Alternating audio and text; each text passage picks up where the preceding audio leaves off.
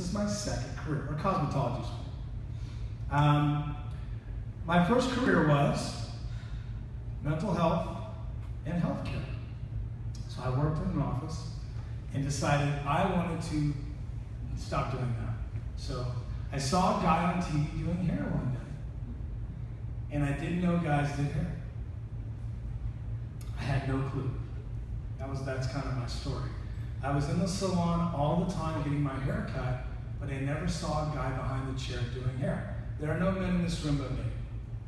So, as you can see, sometimes the number of women to men in this business, a large difference.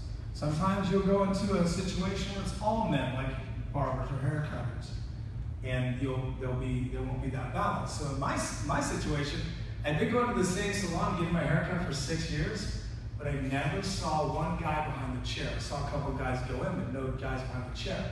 So one day I saw a guy on TV doing hair, and it blew my mind. I didn't know guys did hair and they were cool and they had fun. I had no clue. And I saw that and I wanted to do that. So 3 years later, I went to hair school. I went to a public school in Sacramento.